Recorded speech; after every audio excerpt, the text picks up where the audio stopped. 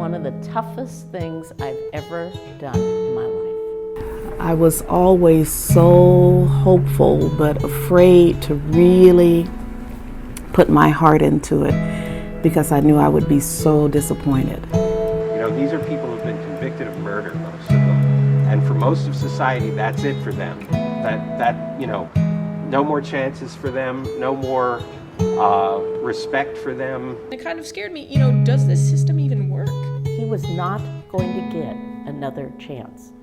If we had lost, he would have died in prison.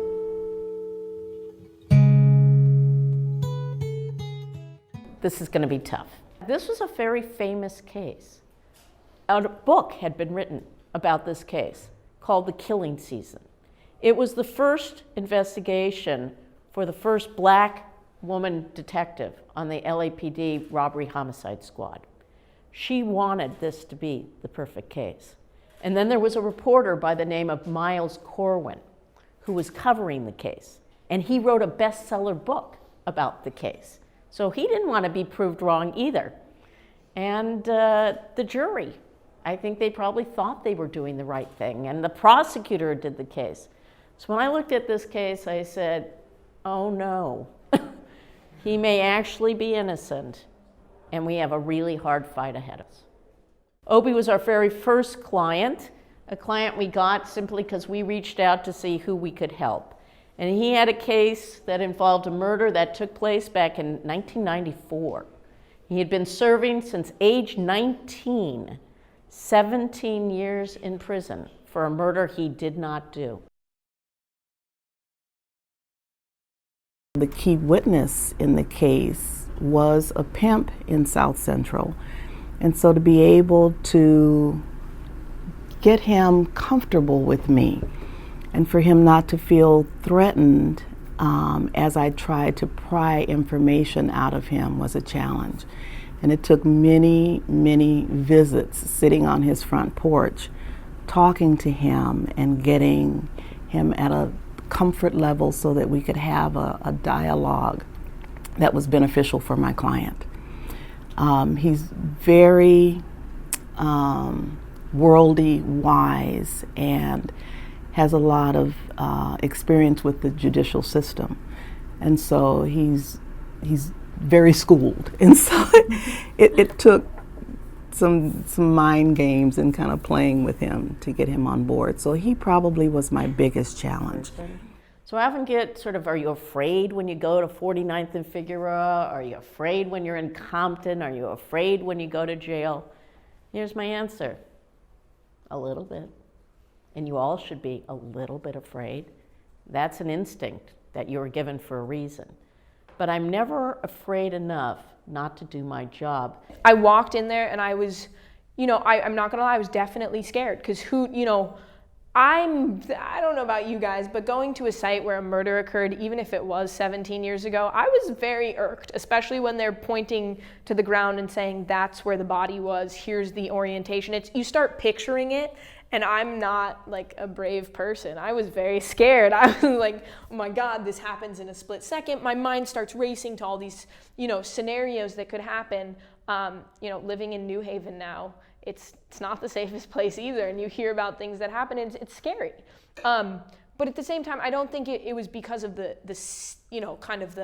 area or the neighborhood. I think it was because of what had happened, so I started recreating that in my mind. Usually lawyers can just sit across a table from their clients, but in this case we had to talk through the phones with the glass. And frankly, the minute I met Obie, he was such a warm guy and so accepting of me. I'm from an entirely different background. I'm not necessarily an automatically trustworthy person to somebody like Obie. He comes from South LA.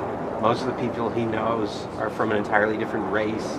I'm like a fancy white guy who comes down. I'm a law student. I may or may not really care about this work, but he was so accepting, he was so enthusiastic, and he was just, he was just such a great guy from the minute I met him that it was it was, first of all, it made it incredibly easy to work on the case because he's just such a lovely guy. And you feel so horrible about the idea that he could be in prison for life for something he didn't do. And he's in this horrible place, in this horrible situation, and yet he still is able to be such a terrific person. It made it very heartbreaking, but also very easy to just try to pour all your time into his case.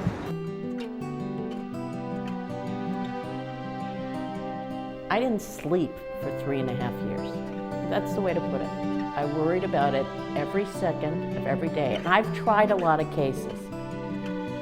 When I tried this case, I was a mad woman. My life is a lot richer getting the chance to do this work. So much bigger than this. I was just really honored to have been even included in it, and I was included much more than I deserve to be for the work that I put in. My client has waited way too long. We'll have somebody there. So as I was in synagogue praying my little heart out, the rest of the team went, and after 2 weeks on that day, they got the ruling. And the really amazing thing for me is when I got home from synagogue, I got the text message, and that was the best New Year's I've ever had.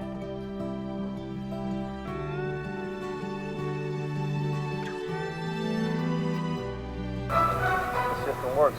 When justice is applied, justice will always be injustice. After spending 17 years behind bars, a man wrongly convicted of murder is finally free. Be able to come outside and sit up under a good shade tree is beautiful.